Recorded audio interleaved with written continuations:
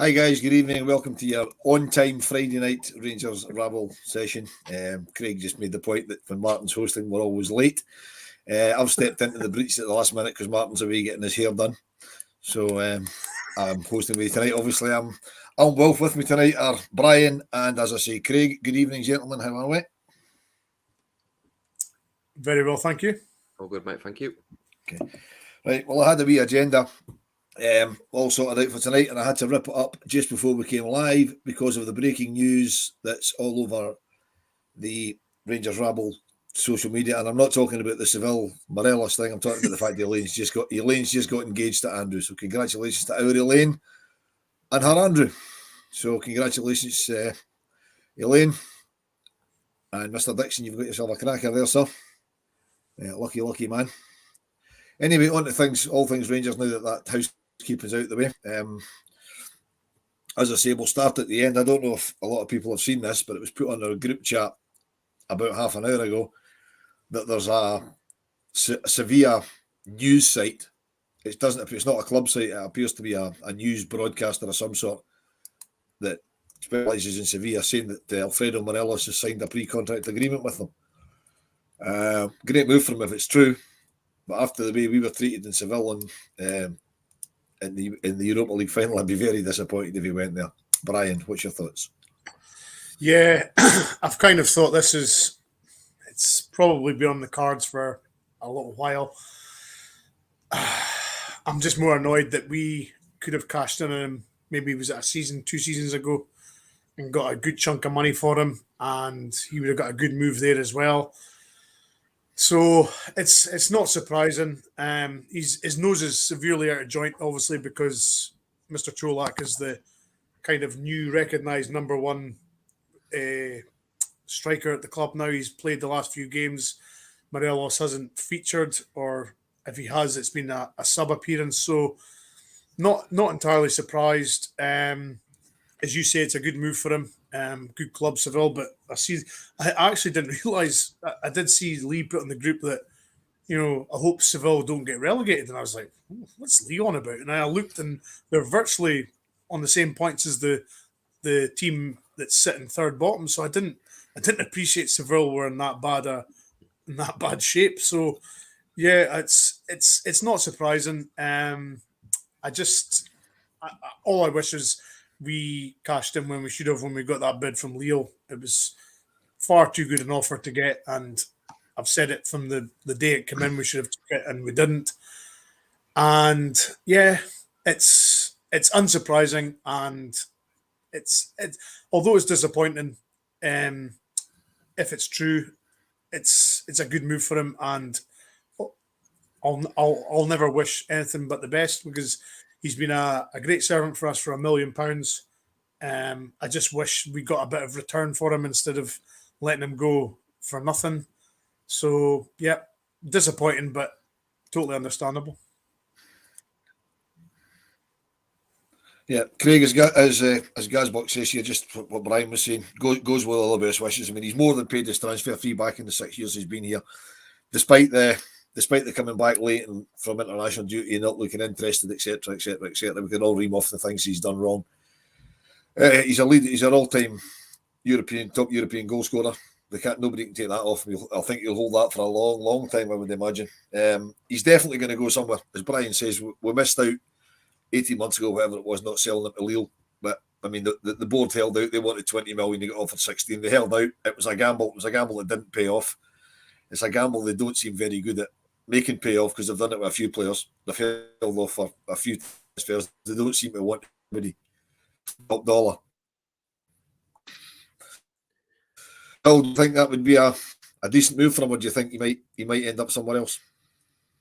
No, I think Seville would be a good move for him, good move for Rangers as well. I think it's probably been at least probably a year or two too late for him to go.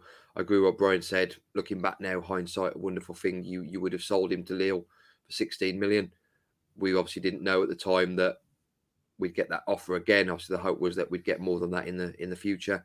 He then won us the league title that season, so you sort of lose him and you run that risk, or you sort of keep him and you win the league title. He's going to be hard to replace in terms of his goals in Europe unless Mr. McCoist comes back out of retirement, I don't think anyone's going to be getting that goal scoring record anytime soon. But yeah, it's a good move for him, good move for the club. I think for a while now, I've said it since the start of the season, he's definitely had his nose put out of joint with Colak coming in. I think that's probably gone part of the way towards him coming back in the condition he come back in. Also, not really putting the effort in because he's sort of thinking, well, I'm not the main man, and obviously 5 years of being the main man, even with other players there, he's sort of thrown his dummy out the pram a little bit. I still think last season, if he'd have been match fit or anywhere near fit, we'd have won the Europa League. I think that final we'd have won that final if we'd have had Morelos. But these things happen, and I mean, it's probably about time that not only Morelos but a few players, we sort of draw a line and say thank you for your time, thank you for your service, but we move on. Yeah, Craig, I think we would have won that Europa League if we had a striker. It didn't necessarily have to be Morelos. It could have been anybody. It could have been Ryan Hardy. It could have been anybody that's a striker. You know what I mean? If they won it with a striker. But just to answer John Lammy, John, this story's coming from a Seville Sports News Twitter account. That seems to only tweet about Seville, so you would like to think that they're in the know. We've got absolutely no idea if it's true or not, but they've got something like 18,000 subscribers, followers rather, on Twitter. So that's an indication that a lot of what they say is probably true. So we can only just take it as, at the moment, it's a rumour, but it's coming from Spain, so we don't really know. But Brian, going back to Morelos leaving, he's definitely going to go somewhere, I think. I don't think he's going to stay. He would probably be a bit more open to re-signing a contract. But in my opinion, he's a foreign player, been 6 years in a club out with his own country. You know, that's a long time for any foreign player, particularly a South American player. I mean, South American players traditionally tend to stay 2 or 3 years anywhere, and it's usually in Spanish-speaking countries or Portuguese-speaking countries, depending if they're Brazilian or Argentinian or whatever. So I think to have Morelos kicking about, scoring goals for 6 years, I think we've done well to hang on to him this long.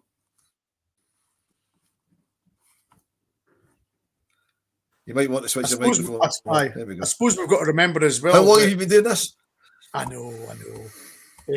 I suppose you've also got to remember as well that we got him from Helsinki, so he was obviously in Finland for a season or two before that as well. Yep. So he's been way out of South America for 6 years with us, probably a year, 2 years with Helsinki as well. So he's been, away from Colombia for a long, long time. As you say, traditionally the South American players seem to gravitate towards sort of Portugal, sort of Spain. So it's not unusual or surprising that he's if the story is true that he's picked Seville, that it's where he's going. So he's as you say, it's amazing that we've held on to him for so long, because usually when these guys come, we're usually of the mindset of, oh well, we'll keep, we'll hang on to as long as we can, but as long as we can usually lasts only maybe 2-3 seasons at an absolute push. So it's, he's been at least a season or two in Finland, and then he came to us. So he's been 8 years out, out with the sort of South American sort of loop.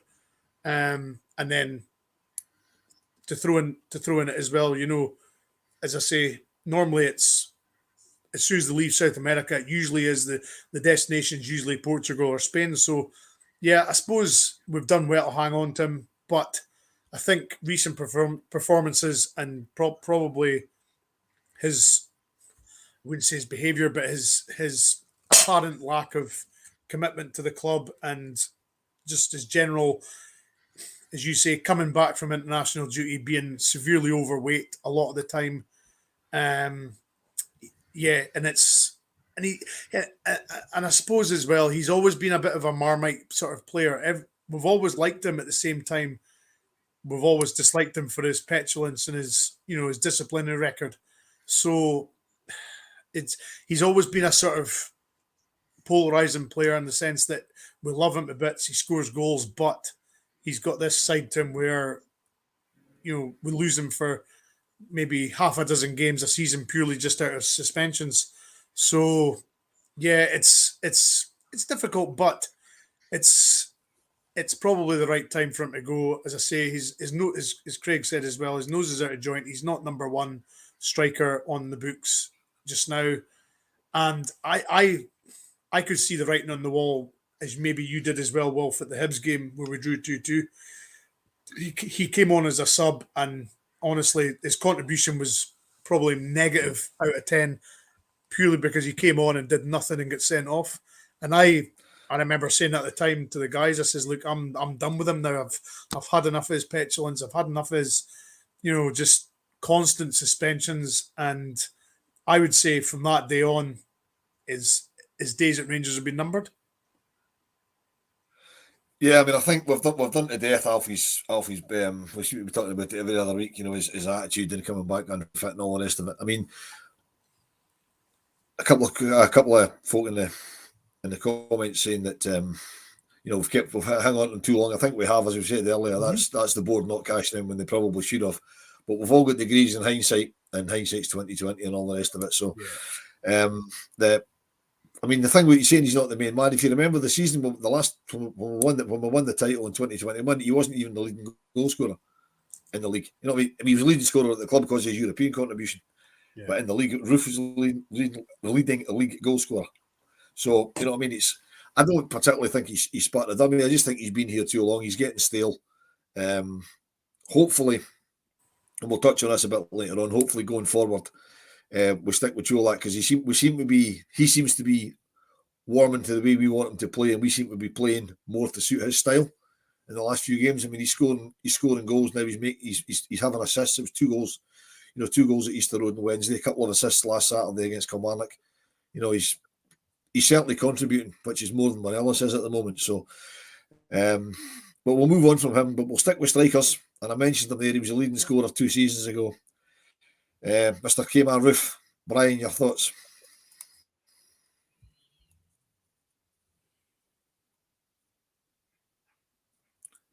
Tell you what, Craig, your thoughts, because we'll probably be able to hear you. This is probably one of the saddest sort of stories as far as strikers or fitness players are concerned, because I think everybody's in agreement that if this guy was fully fit, he would be easily our number one striker, purely because his ability to finish is probably second to none. He's far better than Morelos. His general work rate is really good, but unfortunately his injury sort of resume is just unbelievably bad. And I think as a lot of people probably sort of work out, if his injury list wasn't that bad, we wouldn't have him, because he'd be somewhere far better than us. He's a far better player, I would say, than us, but his injuries are just so bad. I mean, it's such a shame, because, as I say, he's easily our best finisher at the club. I mean, the amount of times that he's taken a chance for us and he's just rammed it in the bottom corner, or pulled a goal out of nothing. The cup semi versus Aberdeen, he just nicks in, flicks it in the goal. But unfortunately, he's just more fragile than. He's just. It's so sad, but unfortunately, the problem is he's got another year to go. Unless he agrees to a payoff, which I highly unlikely he'll do, because he's on, I think, something like 28,000 a week, reportedly. So it's such a difficult situation, but you can't have a guy who's only throwing an appearance in here or there, missing for 3 or 4 months, and then making another appearance and then missing another 2 months. It's just not feasible, and unfortunately, it's just not worked out for him. Yeah, Craig, the thing that really frustrates me about it is that, as Brian says, he's under contract, so we can't get rid of him, and he is by far our best finisher. But I mean, they're saying he's needing this hip operation, and they think that's connected to the injuries that he's having. And the thing that I don't understand is, why is it taking them this long to realise that? I mean, he's been out for weeks and weeks and months, and then he comes back for a game, and then he's out again, and they suddenly realise this is a problem. And before you jump in, Craig, the thing that really, really gets me, I think this is a mistake the manager made. Just a personal opinion, that the week before we've got a cup final. We've got Kemaru sitting on the bench with 2 goals up at Livingston, and we bring him on, and we know he's made and we might need him in the cup final. So surely you don't bring him on at Livingston when he gets injured. You leave him where he is, and at least you've got 10, 15 minutes in the cup final if you need him.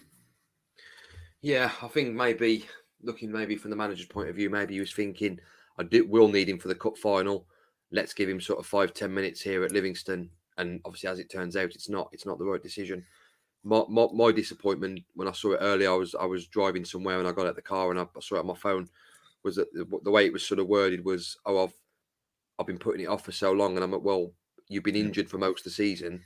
Why is it only now you're doing this hip operation? Surely you could have done it sort of earlier in the season when you weren't playing. Brian's right. What my dad's sort of team is West Brom, and I remember him coming through at West Brom a few years ago, and he was amazing at West Brom. Went to Oxford and Leeds, and obviously Anderlecht, and his injury record's always been sort of suspect. And he would be top 6 Premier League side if he wasn't so injury prone. He's that good a footballer.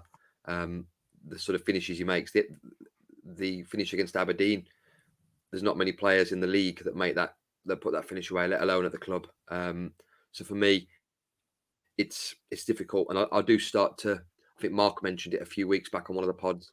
I do start to wonder whether it's maybe more mental with him as well, that he has a setback and it's then sort of in his head that he's injured rather than him. Because players have said for years, like they always sort of carry a knock, and no player ever played 100% fit. But it seems to be with sort of, particularly with Roof, it's one slight setback, like in the semi-final. Obviously, he didn't sort of make the end of the game. He'd only come on just before extra time, and I do sort of think maybe it's sort of a sort of mental thing for him as well. Yeah, I mean, a comment here from GS. None of these guys, Roof, Hellander, Jack, etc., want to be injured. 100% true.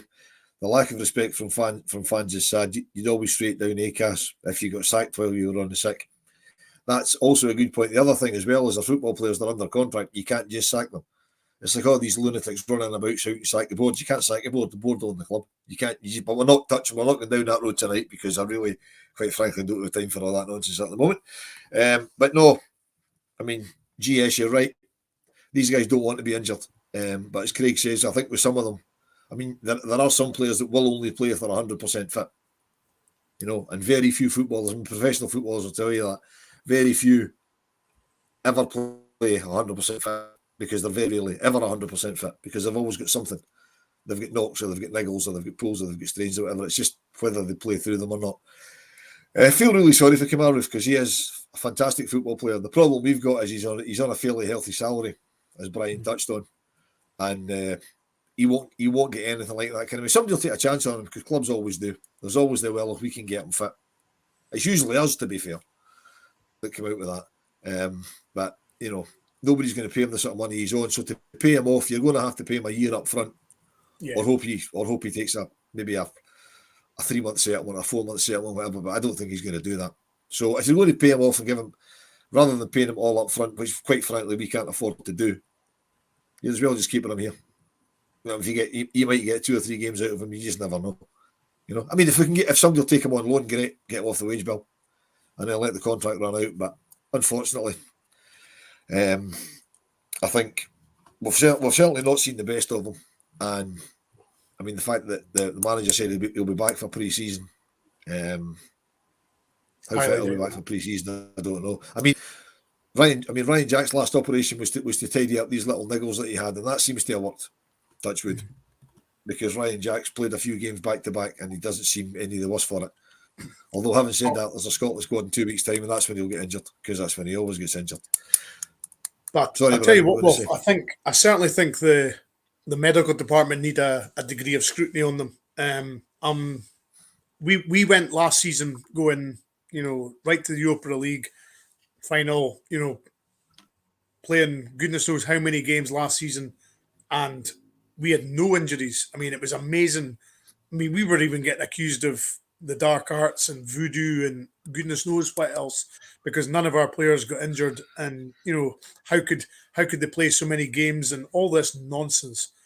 And then for all of a sudden, I think it was Dr. Waller left and went to somewhere, And all of a sudden, since he's left, we have just been, well, like an A&E department. It's just been ridiculous. We've had more. Well, to be This is easily the worst injuries season I can remember since probably the season where we're going for the 9 in a row back in the day, where we were bringing players back on loan just to get bodies in the building. And I think it was Haitley and Goff came back out from outposts, parts unknown.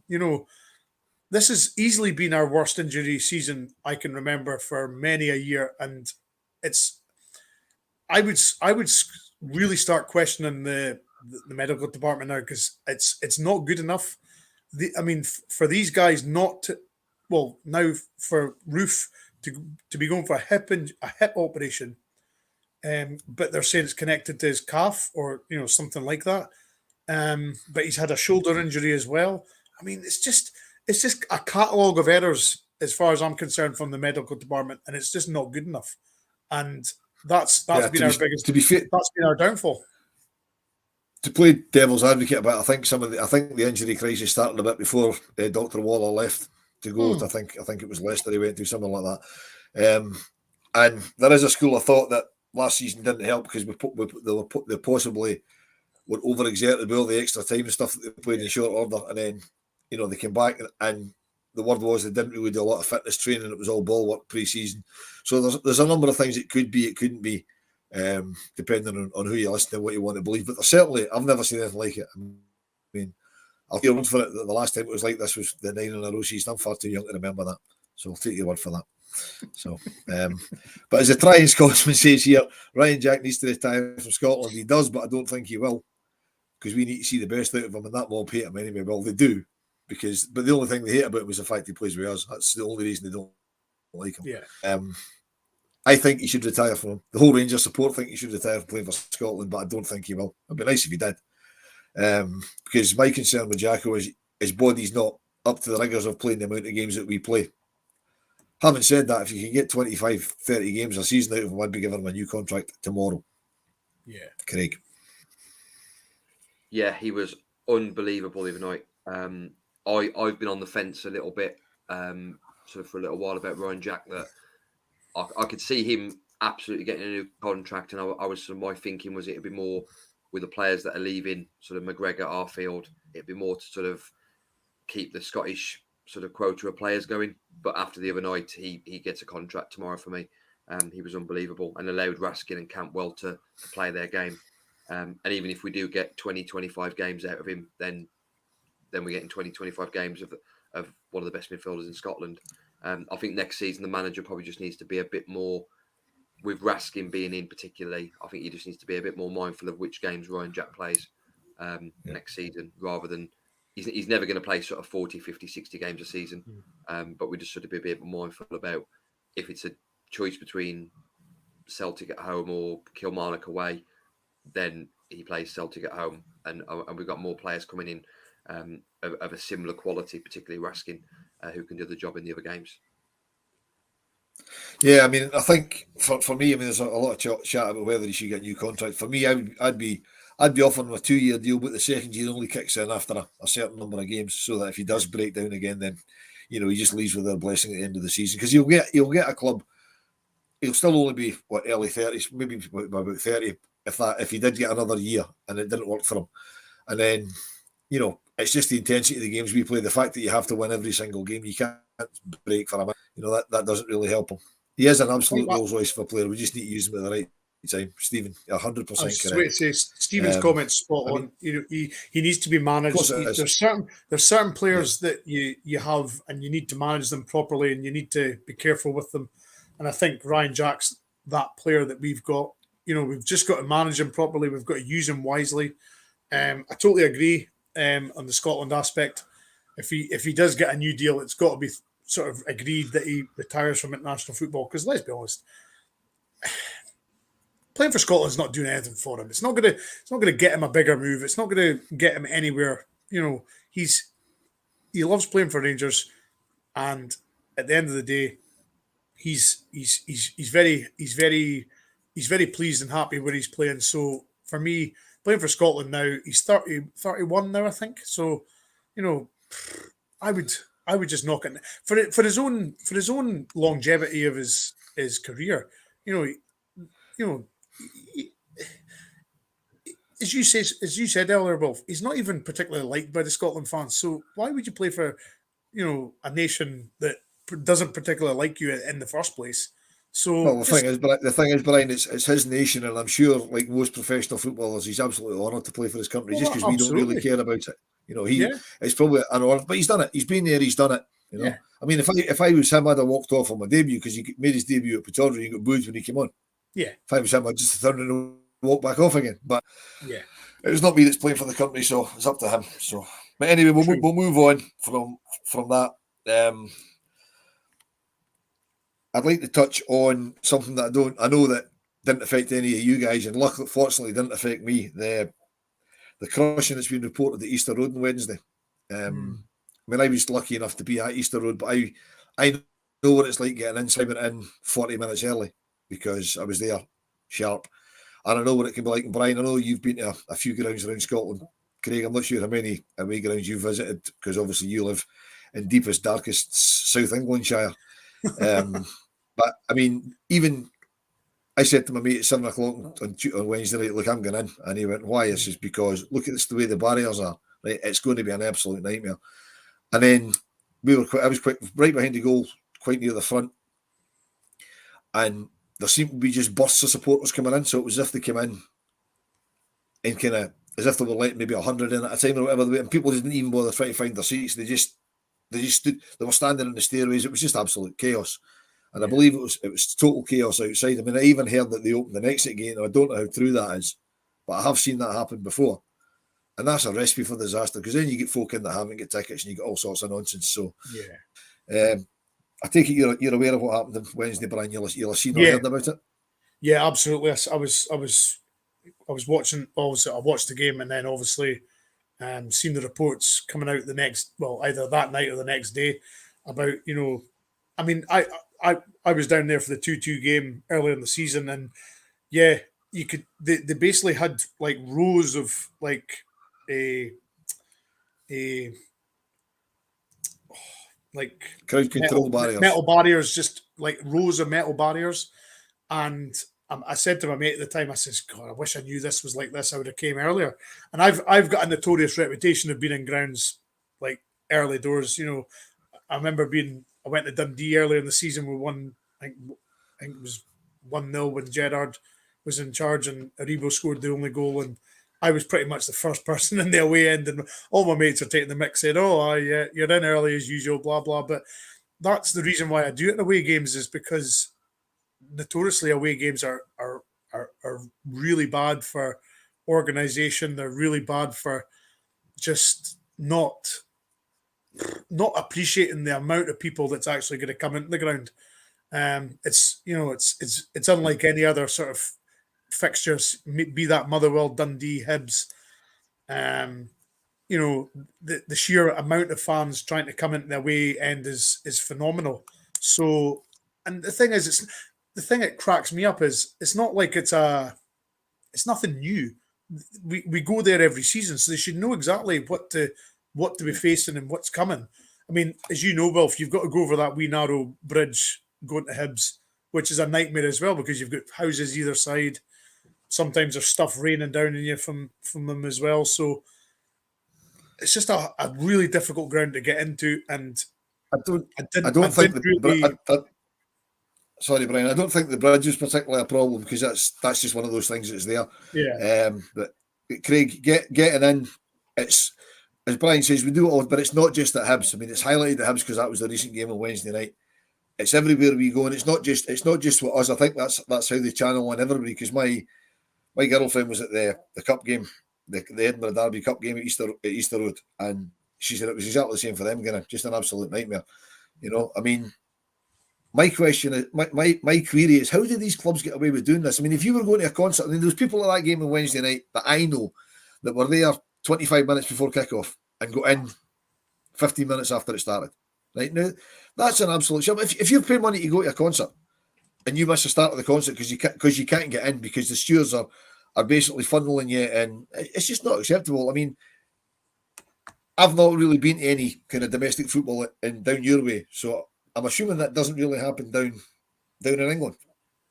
No, I mean, I was up for the. I've not been. I mean, the only games I've been to up at is at Ibrox, so I've never actually been to any of the away games. Just because I don't get up as often as I should.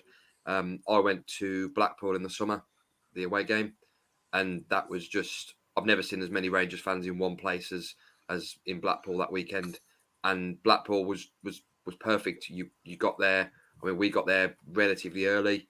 You were let in. Sort of everything was all. But I think it comes from those stadiums are more maybe used to that amount of fans every week. Whereas I'm guessing like Hibs and some of the other clubs, unless it's Rangers or Celtic going there, they don't get those big crowds, particularly of away fans.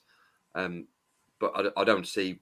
You'd think by now they would be used to it, unless they're just not bothered or they just don't see it as an issue themselves. Yeah, I think Brian, I think it's more that they just seem to treat football fans not just. I mean, we seem to get it worse, but it's probably because we take the biggest away support. I'd imagine it's the same with that other mob. I'd imagine they'd be treated exactly the same because they take a similar sort of support across. And as I say, I know it happened at Easter Road with Hearts as well. But it's as if we get treated as second class citizens. You don't get that across at Murrayfield when they're going to watch the egg chasing. You know what I mean? They don't get treated like that.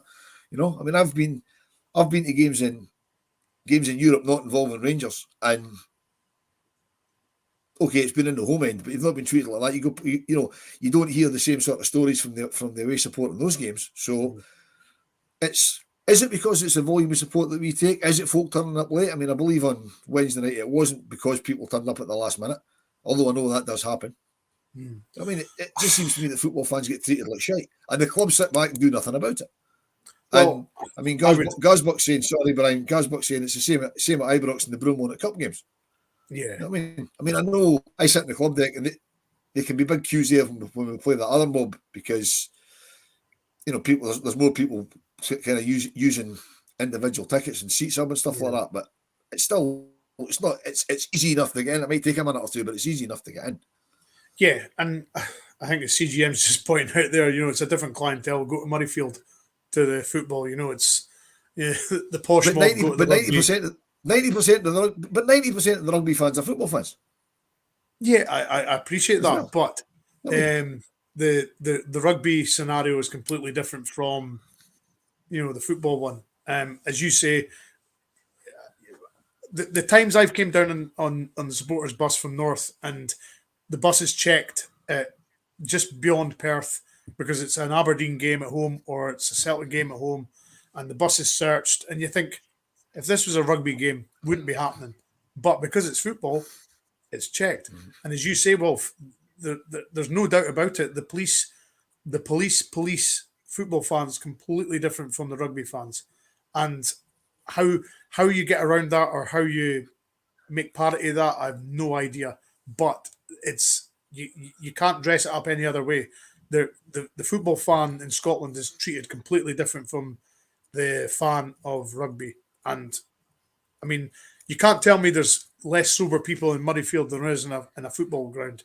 No chance. Well, no, because at Murrayfield they're allowed to actually buy a drink in the ground, which you're not allowed to do. I mean, we played Hearts. We played Hearts there, and in Elite when Tynecastle had done it, we weren't allowed to buy a drink in the ground. You go there to watch Edinburgh rugby, you'll get a drink. Correct. That's what I'm saying. It's ridiculous. This is the whole thing. It's football fans are treated completely, as you say, second class citizens compared to rugby fans. As I say, how you get around that, I've literally no idea. But that's the fact, and you can the police and whoever else can dress it up as much as they want. That is the fact that rugby fans in Scotland rugby fans in Scotland and football fans in Scotland are treated as two separate entities. Yeah, no, you're right. Okay, right. Something that was on our moving swiftly on from that. Something that was on our group chat earlier. I can't remember who put it on, and I was quite busy today, so I just said I caught a glimpse of it. Right, Craig. If this was nearly the end of the season, and you were picking your Rangers Player of the Year, who would you pick? I saw it earlier, and I purposely didn't really comment because I thought, Neither did I. Is there anyone that I didn't comment because I knew I was using it tonight. In a weird way, I'm currently putting together a piece for the website on sort of my assessment of the squad this season and what the future holds for each player. And I can't believe I wrote the words earlier, and I did actually write that I think it says a lot more about the rest of the team more than this person being outstanding, and it was Borna Barisic. Now, I'm not saying Borna would be my player of the season, but he's been probably one of the more consistent players, which I think says a lot more about other players' performances than Borna being sort of 8, 9 out of 10 every week. For me, I would say it's probably between Tav and Goldson. Tav more for his output. Yes, his defensive side has been has left a lot to the imagination, but I would say when he's played, Goldson's probably consistently been sort of 7 out of 10 most weeks. So for me, Connor Goldson would probably get it. Okay, Brian. I was looking at this when Do it was. you agree with that? There you go. RRM's picked the winner. Apart from the fact his name starts with an F and it's not Nylander either. But anyway, I was thinking about this and I started doing a bit of digging. And statistically, our best player this season is James Tavernier. He's got over 8 rating. He's got 12 goals. I think it's got 5, 6 assists. As Craig says, his output is amazing, but obviously he's a right back, which, you've got to include his defensive side. I think you've got to go along with what Craig said. The difference from when Goldson was out injured till when he came back, the immediate impact that Goldson made when he made his return from his injury showed how important he is to the defense, and he marshals that defense so well. And it was just unfortunate when he did get injured. It was during the Champions League game. But yeah, I would for his sheer consistency and his leadership, I would probably go for Goldson purely for his importance and his ability to marshal the defense as well. Fair enough. Can't argue with that. Okay, something else I wanted to touch on tonight. I don't know if you've seen it. I saw something a little bit about this yesterday that they're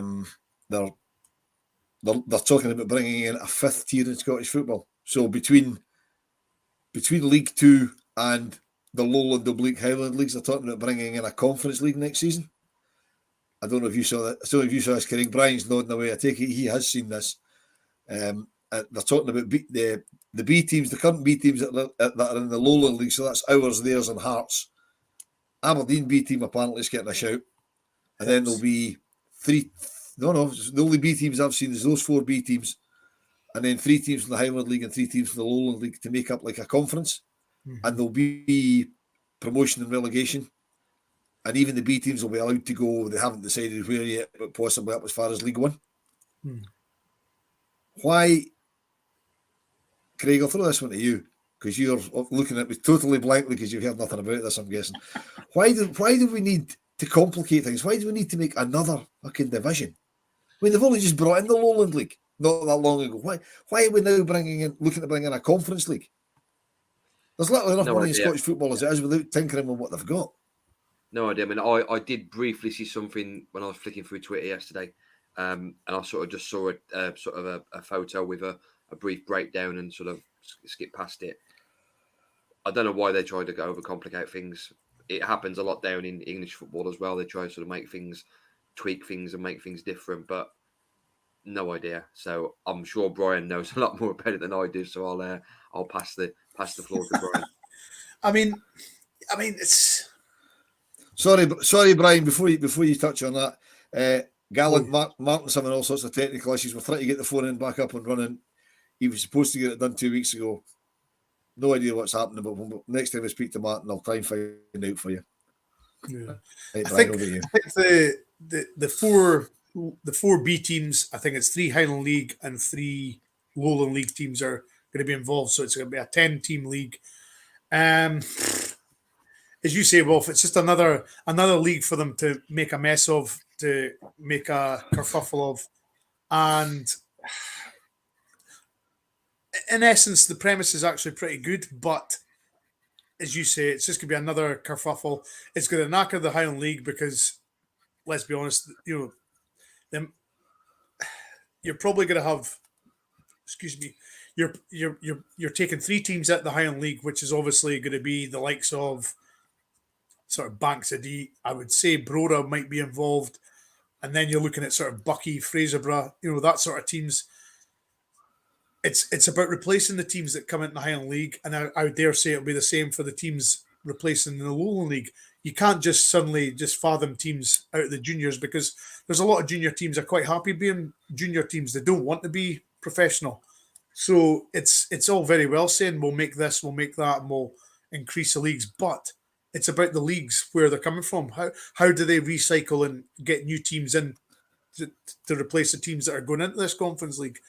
As I say, the teams that are probably going to be in the candidacy from the Highland League are with Brora, Bucky, Fraserburgh, and probably Banks of D. But my point is then, are you going to get teams from the juniors wanting to go into the Highland League?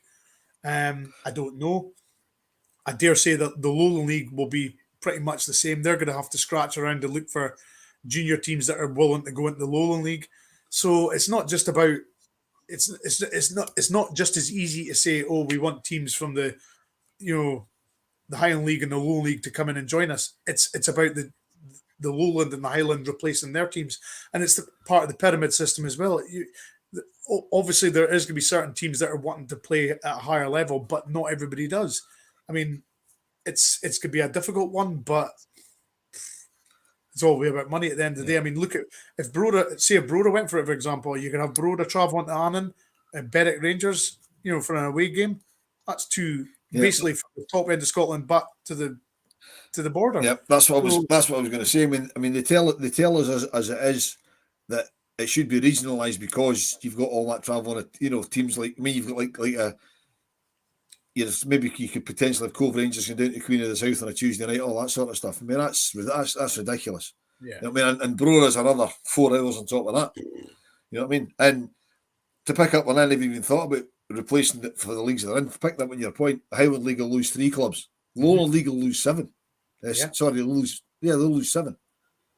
They'll lose 6, because Aberdeen's B team will come in, so they don't exist. So the 3 B teams as well, plus the 3, so they'll lose 6 clubs out of the Lowland League. You know what I mean? That's a lot to replace.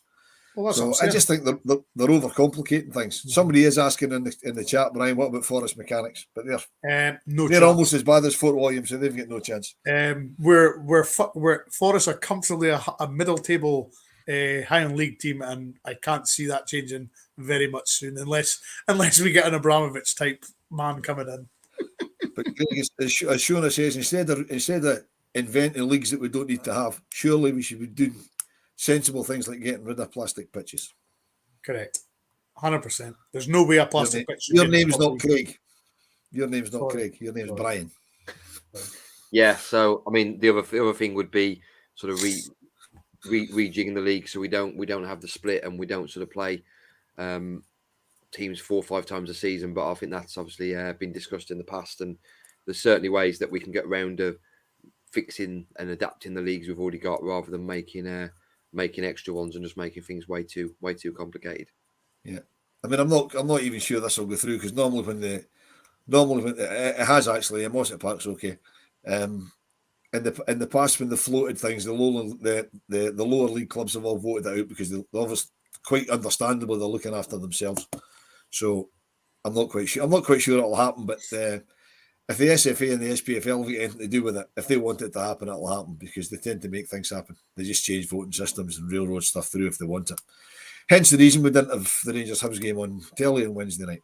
You know what I mean? Which is another thing that we could be here all night talking about. I mean, this Scottish TV deal, you've got first against third and fourth against second on the same night. So it's two Glasgow Edinburgh derbies, if you like, and none of them's on mainstream easy access television, because they'd rather show women's football from England and the European stuff. Absolute nonsense. Absolute nonsense. I mean, I'm not sure. Brian, If did you nip off on holiday to watch it? Oh yes, absolutely. Yeah, just nipped over to Spain for the night and just came back. Yeah, Aye. absolutely. How was Madrid? Was it okay? Yeah, it was lovely. Absolutely lovely. Aye, good. Good. If Iron Blue ever Good. wants a game, just tell them to give me a shout. Aye, good. Craig, did you shoot abroad somewhere to watch it? Or were you? Yeah. Quick jaunt abroad, and I was back the next morning for work, which was quite good. Really enjoyed it. So yeah, tends to be quite a common jaunt abroad every few days. Yeah. Here, Given Wolf, the you'll know temperature, about this. given the temperature in Edinburgh, I wish the fuck I'd gone to Madrid. Let me tell you. But You'll know about this. Peterhead Fraserburgh bloodbath. yeah, I've never actually been. I've never actually been to Peterhead Fraserburgh game. I've never seen. I don't think I've ever watched Peterhead in the Highland League. I've watched them a few times as a league club. Certainly watched Fraserburgh a few times, but yeah, there's some tasty rivalries in the Highland League. It would be quite interesting to get some of that. That'd be a decent Scottish Cup tie, actually. Aye, I'd love to see that. But yeah, I just thought I'd bring up that Conference League because I think it's a workable idea, but I just don't see the point. I just don't see why they should complicate something that doesn't need. You know what I mean? Craig's right. We should be looking at expanding the league so we're not playing everybody 300 times a season. You know what I mean? But the problem you've got is it's like turkeys voting for Christmas. You've then got the Scottish, the top team in Scotland, like St Johnstone, Livingston, St Mirren, all those teams who are only going to play Rangers and Celtic once at home instead of twice. So they're going to lose a lot of income, and that's another crux of the problem. These teams are, eating the blue pound and whatever other pound they want to call that, and they don't want to lose that money. And if you're telling them, oh, you're only getting Rangers and Celtic once a season, then that's eating into their income and their budgets, and they'll never vote for that. And 100%. Unfortunately, it looks as though we're going to be stuck with the current scenario as it is just now. Yeah, just having going back to where everybody was watching the game on. We've got some globetrotting people in the comments. With somebody was over in Dortmund with somebody else in Amsterdam. Costa del Firestick was mentioned as well. You know what I mean? There've been some very, very fancy places.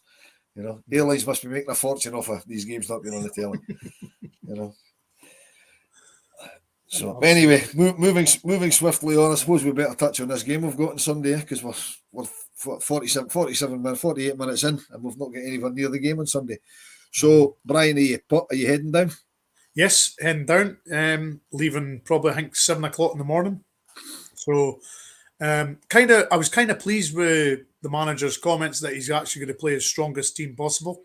I think that has to obviously do with the previous cup game against Partick, where he played a slightly weakened team and nearly came up, nearly got scudded out, because of playing a slightly weakened team, as you would call it. So I'm quite pleased that he's going to keep playing the same team. And I think it's pretty fair in the sense that if you've got a team that's just beat Hibs 4-1 away from home, all of a sudden you're turning around to players and saying, "Oh, by the way, we're only playing Raith in the Scottish Cup, so I don't want to play in this game." These guys, as long as these guys are playing as they are, just keep playing them. They'll you'll see the output. These guys are getting monitored in training all the time. You can see if they're dropping off, if they're not. Just keep playing them. As everybody knows, I'm very much a case of keep teams. Certainly the defense side, keep it as same as possible. So I was so pleased when Michael Beale said, "I'm going to keep the same team and pretty much just keep going," because these guys are building up a relationship. Jack, Raskin, and Campbell. I mean, that was so refreshing to see on Wednesday night. That three playing together. It was energy. Good passing, just nice skill. It was great, and players play better if they get consistency with playing. And I was just really, really chuffed that Beale's going to carry on. Right. I mean, I agree with you. It's nice. If it was a league game, I'd be 100% in favour of playing the same team again. Absolutely no problem at all. But surely, Craig, we need to look at, although Mr. Beale initially said in his press conference today, going with the strongest, the same team. He then threw in that other players are available, notably Van Yilmaz, John Suter, and Leon King have been added to the squad. Now, these guys need game time, particularly guys like Suter and Ridvan need game time. So I don't know. I mean, as Brian says, yeah, the continuity is really good, but do we throw in likes a Suter, see how long he lasts, rather than saying, well, we'll give you half an hour at the end? Do we stick him in and say, we'll give you 45 minutes, and if you can last an hour, great? Or do we stick with what we've got, or how would you approach it? Yeah, I think I mentioned this the other night. Obviously, after Wednesday now, we don't have any midweek games, so there shouldn't really be an issue about players playing too much football. I'm pretty much on the fence about it, because I see the point of playing the same team or majority of the same team and keep that winning team going. Maybe with the odd change, sort of maybe a Lundstram in for Jack, or a sort of Hadji coming in for someone, or so. But I do also see the point that obviously these players need minutes. Now, me personally, I would go with as strong a team as possible to avoid another Partick Thistle sort of potential banana skin, and then with sort of, let's say, half time with 2, 3, 4 goals up, then sort of make changes at half time or after an hour.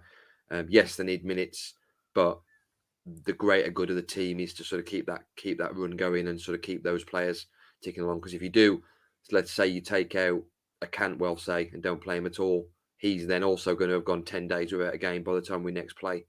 So you sort of got a bit of a balancing act, and that's obviously why the three of us aren't the manager. It's obviously on him to make that decision.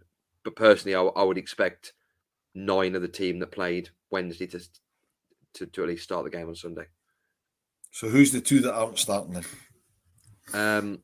For me, probably Alan McGregor and Ryan Jack. Okay, I agree. I don't think Jacko will start, simply because, as we've said long and weary, mentioned it earlier, his body's not great and he's got to play too many games consecutively, which is the reason he should jack Scotland. I don't think Ryan Jack will start. I think he might put Lundstram in, because he seems to like Lundstram and he's needing some game time, so I think he might put him in. Potentially with a view to put him in the shop window, because if we can get a decent offer for him, I would say thanks very much, but off you go. Brian, what do you think your starting lineup's going to be looking like on Sunday? Are you going the same 11, or are you agreeing with Craig dropping the goalkeeper? No, I think the back five will remain the same. I can't see much change there. Probably in hindsight, when you've mentioned the management of Ryan Jack, there's maybe an argument of who the opposition is, that you could certainly play a Kamara or a Lundstram in there, just to give Jack a bit of a rest. And then the front three, I would carry on with the same front three. I mean, Colak, Kent, and Sakala did very well on Wednesday. Sakala and Colak seemed to have struck up a good sort of vibe. So, and Kent was menacing as ever, as he is normally. So, I would envisage the only change would be somebody for Ryan Jack, just purely because of the opposition. You wouldn't need to necessarily. He's obviously picked the Hibs game for Ryan Kent to play in rather than this weekend. So, I would envisage one change. Same team other than Kent. Other than Kent? Jack, sorry. Jack. I was going to say, you said Kent twice here. I was a bit confused. I could see an argument for Ryan Kent not playing, though, and maybe putting Matondo in and see how he gets on.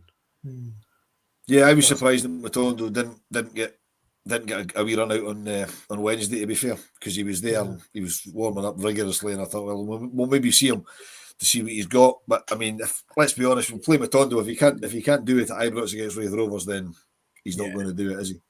You know what I mean? So sorry, he could have gone the other night instead of maybe Scott Wright. I don't think the manager gets any more insight into Scott Wright by coming on for 10 minutes against Hibernian than he would Matondo at that point. Well, you know what Scott Wright's going to do, don't you? Exactly. Yep. Run about a bit, because that's what Scott Wright does. Yep. I agree. I mean, I think although he said he'll go with the strongest team, I think he'll play the first team squad member, so it's a strong team. I think he will make more than a couple of changes. I actually think there might be one defensive change. He might give Adam Devine some game time. He might give Borna the day off, just because of the standard of oppositions, because it is Raith Rovers. Because there's no way that he's taking Tavernier out, because he doesn't miss games, and Goldson's not coming out. So because the problem is if he starts Suter, he's going to start Suter alongside Goldson. Although Suter needs a game time, they both play on the same side. Yeah, that might be why Leon King comes in, maybe. So, or does he go 3 at the back? But that would be thinking it too much, I think. Because I get the impression. I mean, I've seen lots of calls on social media for let's just start playing what we're going to be doing next season and looking at changing shape and things like that. That's fine, but the league's still there to be won. I know it's a long, it's a big ask, but it is still there to be won. What happens if they fall off a cliff? Which I don't expect them to do, but you never know. You know what I mean? So I think when it becomes mathematically impossible, so the last kind of 2 or 3 games, I think he might change it up a little bit, and we'll see more squad players in. But by then he'll know more what's going on. That'll be interesting. But I mean, there's 1 or 2 people saying, you got to give Matondo a chance. You have to, because you have to see. You have to see what you can do. Yeah. Just say, go out there, son. Give it your best. If you're any good, we'll keep you. If not, we'll be looking to move you on. Not raining on your parade, Wolf. But what do you think of this from Shona? I asked that the fan zone for Matondo for a pick was with a rated old nephew, which he said yes, but the Rangers media doing the interview said no. Talk about engaging with fans.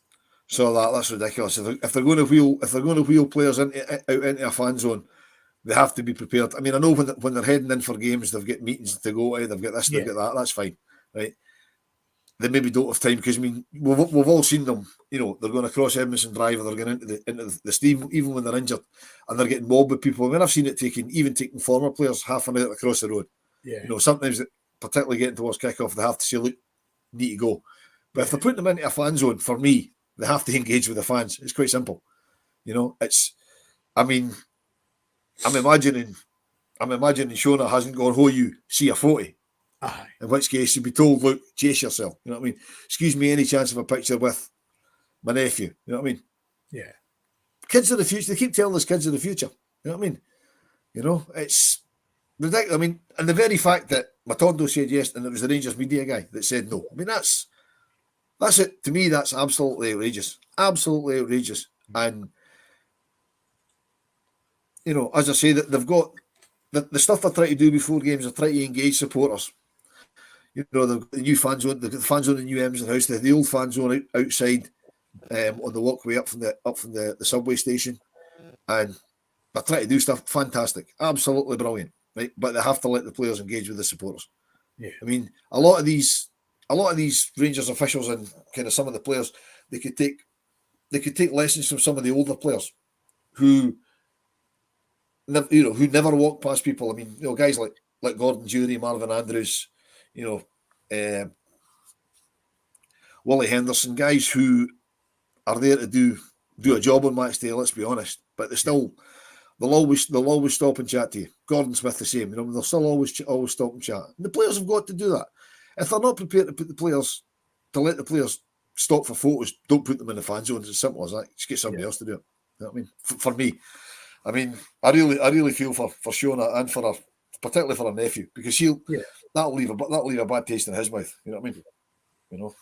But yeah, it is one of a number of things our club gets wrong. 5-6 kids. That's all there was there. It's mental, isn't it? Absolutely mental. Crazy. Yeah. Shona, I don't know if you do already, Shona, but take your nephew along to one of the ladies' games, and you'll get as many photos with Rangers players as you want at the end of the game, because the ladies are absolutely brilliant at that. Absolutely fantastic at that. I mean, I was lucky enough to be at the Spartans game on Sunday, and there was a little girl right at the front, in front of me, and she had a handwritten red, white, and blue. The letters were all red, white, and blue. Kind of poster that she'd made. I didn't know what it said, but I saw it later because Rangers put it on their Twitter, or their socials, or Twitter, and all that, and their photo gallery, and it was for Brogan. It was a thing about Brogan. Hey, and Brogan got a photo taken with her at the end of the game. Mm-hmm. Okay, I know the men's team can't do things like that because the crowds are too big and they end up getting swamped. But that's the sort of thing the ladies do. So they get it right. That's probably the only thing in the women's game they get right is the engagement with the fans. Because I'm off on my hobby horse again about the women's game, but they don't promote it. I mean, we've got a game. The ladies have got a game on Sunday, right, at 4:10 at Broadwood, which is easily accessible after going to Ibrox at 1:00 for the Raith Rovers game. I haven't seen Rangers promoting it anywhere like that. They've said, yeah, come and see us, but they haven't said, by the way, you can make it after the men's game. Yeah. A lot of people won't realise that. You know what I mean? Yeah. And it's not a big thing. You know what I mean? But Shona, take your nephew along if you can. You know? And it's very cheap for my Jers members, isn't it, Wolf? It is. I mean, it's a crank wee day out as well. You might even get to meet me and occasionally Brian as well, if you're really lucky. If you're really lucky. But no, it's as Wolf saying, Shona, it's a great wee day for the kids. It's 1,000 normal games. There's about 1,000 people. The players are tremendous with the young kids. They make time and take photos, and they're made to feel. The players make them feel brilliant, and it's just a great wee day out for the kids, and you'll thoroughly enjoy himself. Well, the way they've been playing recently, maybe not, but yeah, I gather not a problem. You'll all, whenever the Rangers are playing, you'll find me kicking about somewhere. If Rangers were playing in the moon, Wolf would be there. Put it that way. I'd try and find a way to get there. I'd certainly try and find a way to get there. Aye, Shona, I remember. I didn't realise that was you, but yes, I remember. And good to meet you as well. And don't same goes for him. Don't be shy. If you see me kicking about, just come over and say hello. I actually had a guy spoke to me at the ladies' game in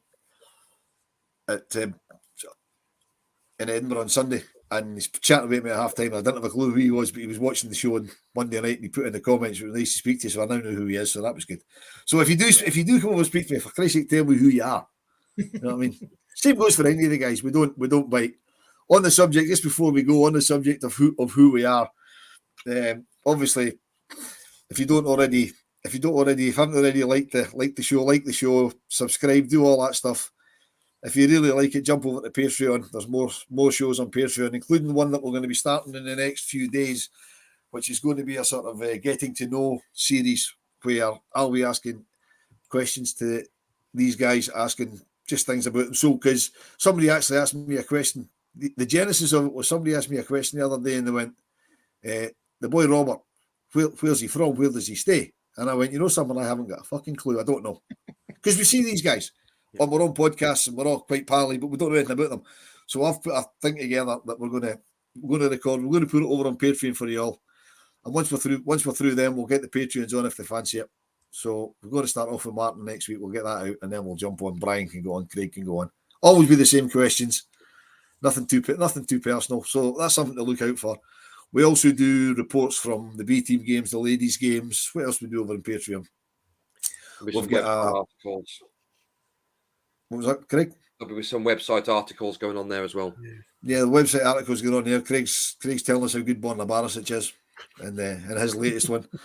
We've got a couple of shows about Ali McCoist. We've got a few more Brian heroes. Series as well. Brian Loudrup series, yep. Just jump onto Patreon. I think it's only £3 or £4, something like that, to join it. It's good stuff, and you can access it anytime you like. The good thing with Patreon, you don't need to look at us because it's all audio. Yeah. So you don't actually need to look at us. So that's a bonus. Anyway, on that note, I'll finish off tonight with score predictions for Sunday. I'm not going to ask teams because we've more or less gone down that route, and it's quite difficult because he said in the last round there wouldn't be any changes, and he made 7, so could be anything. So, Craig, Rangers versus Raith Rovers. Rangers 5, Raith Rovers 0, and I will go for Antonio Colak to get the first goal. Ucha, okay. Brian Fotheringham. Well, I'll go 4-0. I don't think we'll go as heavy as far. Well, maybe we'll, I don't know, but I'll go 4, and first goal scorer, James Tavernier from the penalty spot. Okay. The founder of the Rabble was one Martin Douglas, along with Mr. William Irvin, and I believe I was on the first pod as well. But it's Martin's baby. So Martin there you go, and he'll be the first getting to know because it's his baby. And what's your prediction for Sunday, Wolf? Rangers to win. Score. There you go. Not doing a score. Rangers to win. That'll do it. It's all I'm ever interested in is Rangers to win. But we've got a few coming in here. A couple of 4-0 Raskins. A few changes. 4-0 Cantwell. It would be great to see Cantwell get a game. Gallant Pioneer. 4-half penalties. I was about to say, could you imagine that if that happened? There'd be implosion in Scotland. Imagine the meltdown. I'm sure. I think is John. I think John Beaton's. Is John Beaton? Did I see somewhere John Beaton's the referee? Did I see that somewhere? I think Beaton's the ref. So the chances are it'll be Raith Rovers 4 penalties if they get into our box 4 times. To be perfectly frank. Yeah, they don't need to get in the box to get a penalty. I'm sure. I'm sure they can make it without getting in the box. Will. Well, they certainly did in the 1998 Scottish Cup final against Hearts, but we won't go there. As my missus keeps telling me, I need to get over it. Apparently. Well, there we go. C72. I'd be all in favour of that. Although I don't like us conceding, but 10-3 will do me. That should be an entertaining Sunday afternoon. So anyway, on that jolly note, thanks very much for watching us all here on the Rabble. Sorry we've gone a little over the hour, but I could talk for forever about Rangers, as could Brian, and as could Craig. The difference is me and Craig talk sense. So, sometimes. So thanks very much for watching. We will have shows on over the weekend. We'll have something out on the Patreon tomorrow. I'm quite sure we'll be doing pre-match and post-match. Yeah, Paul, I hope our team do one tomorrow as well, and so does she. Let me tell you. If they don't, I'm going out to a meeting as soon as she comes back from the game. So if they don't, at least I'll miss her bad mood. But hopefully they do. So anyway, guys, thanks very much, and we will speak to you again very soon. Good night. Night. Hold on, I need to do an outro here. Sorry, guys, forgot about that. There we go.